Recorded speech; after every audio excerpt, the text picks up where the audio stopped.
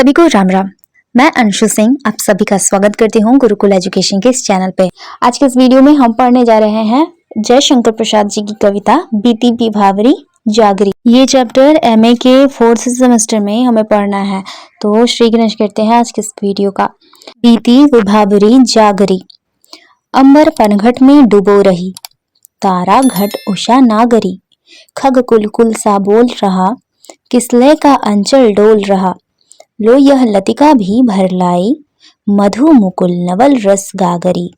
इसमें मुश्किल जो शब्दार्थ है उसे जानते हैं।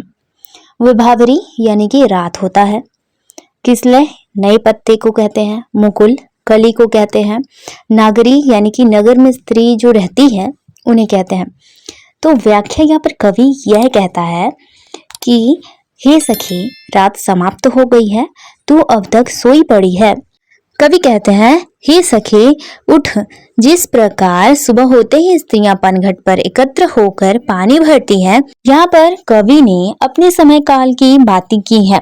जैसे उस समय में हुआ करता था कि स्त्रियां सुबह होते ही पानी भरने के लिए कुआं पर उनका पनघट लग जाता था। तो उसी तरह यहाँ पर वे कह रहे हैं कि उषा रूपी स्त्री आकाश रूपी पनघट में तारा रूपी घड़े से पानी भरती हुई प्रतीत होती है।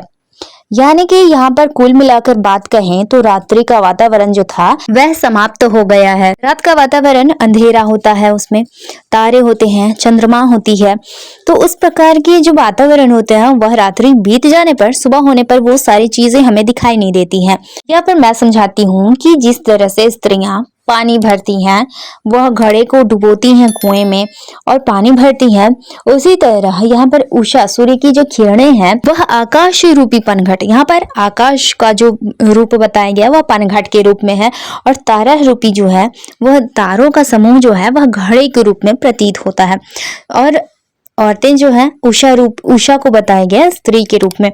तो वह क्या है कि तारे रूपी घड़े को आकाश में डुबो रही है। जिस तरह पानी में घड़ा डुबोया जाता है तो वह दिखाई नहीं देता, उसी प्रकार से तारों का समूह जो घड़ा रूप है वह डुबोने पर वैसे ही दिखाई नहीं दे रहा है, यानी कि तारे दिखाई नहीं दे रहे हैं। सूर्य की पहली किरण के बाद वह अंधेरा कहीं ना कहीं दूर होता दिखाई देता है। तो वही बोल रहे हैं कि सूर्य की पहली किरण के साथ ही स्त्रियां जिस तरह पानी भरती हैं, उषा के आने पर वह तारों का समूह जो था, वह रात्रि का समय जो था वह समाप्त होता जा रहा है। उसका वातावरण प्रातः काल का मधुर वातावरण चारों ओर छाया हुआ है।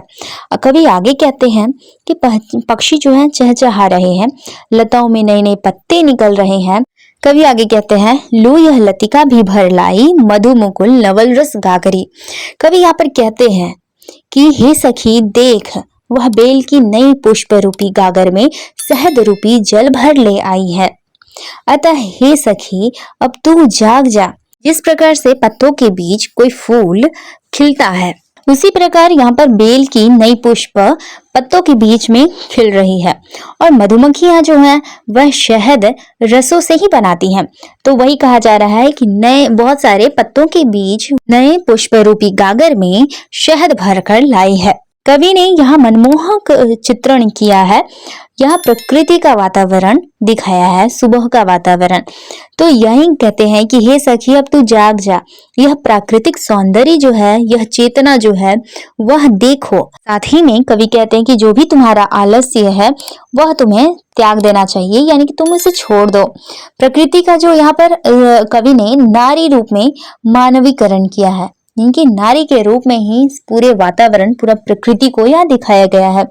प्रातःकालीन वातावरण का सजीव और मनमोहक चित्रण भी किया है। अगली पंक्ति है अधरों में राग अमंद पिए, अलकों में मलयज बंद किए, तू अब तक सोई है आली, आंखों में भरे विहागरी। महत्वपूर्ण शब्दार्थ को देखते हैं। अमंद मतलब होता है कभी न मंद पड़ने वाला, कभी धीरे न पड़ने वाला। अलक यानी कि बाल, मलयज सुगंधित वायु को कहते हैं और आली यानी कि है सखी, विहाग यानी कि विरह के गीत। तो इस तरह शब्दार्थ को तो हमने जाना, प्रसंग को देखते हैं। यहाँ पर कवि कहते हैं कि हे सखी इतना सुंदर सवेरा हुआ है और तू अब तक भी सोई पड़ी है।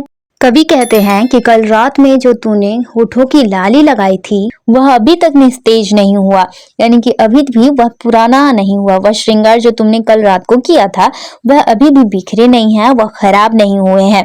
उसकी चमक अभी भी ज्यों की त्यों बनी हुई है। तेरे केश में जो सुगंध थी वह अभी भी बासी नहीं हुई है, वह अभी भी ज्यों की त्यों तुम्हारे बालों में ही बसी हुई है।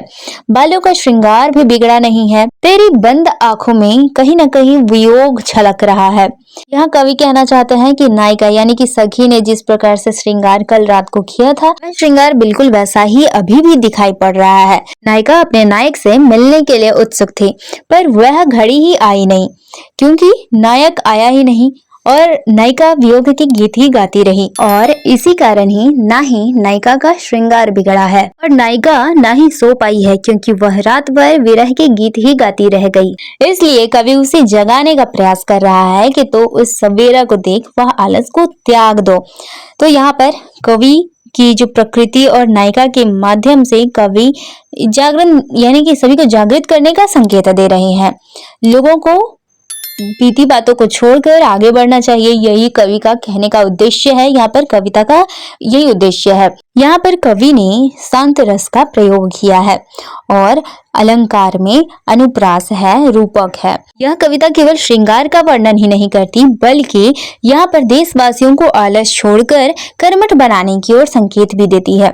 कवि जयशंकर प्रसाद के समय में, उस समय भारत में अंग्रेजों का शासन था। आजादी के लिए संघर्ष भी चल रहा था। राजनीतिक और सामाजिक कार्यकर्ताओं के साथ साथ कवि भी, रचनाकार और लोग हर प्रकार से जन जन जागरण करने में लगे हुए थे। कवि ने इसमें भारतवासियों में जागृति पैदा करने के लिए यह इस प्रकार की कविताएं रची हैं। तो बस इतना ही है बीती विभावरी जागरी की कविता।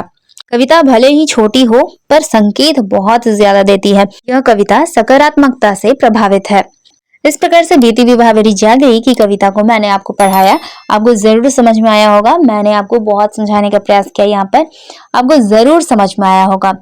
ये कविता का भावार्थ समझ लेने से ना कविता आसान हो जाती है, उसे आसानी से याद भी किया जा सकता है और बहुत दिनों तक यह हमारे दिमाग में स्टोर हो जाती है। तो आज की कविता आपको कैसी लगी, आपको समझ में आई या नहीं, आज के इस वीडियो में आपने क्या सीखा, यह सारी बातें कमेंट में बताइए। तो चैनल को सब्सक्राइब करिए, वीडियो को लाइक और शेयर करिए अपने दोस्तों के साथ। आज की इस वीडियो में तो बस इतना ही। फिर से मिलेंगे नए वीडियो में नए टॉपिक के साथ। तब तक के लिए जय हिंद, जय भारत।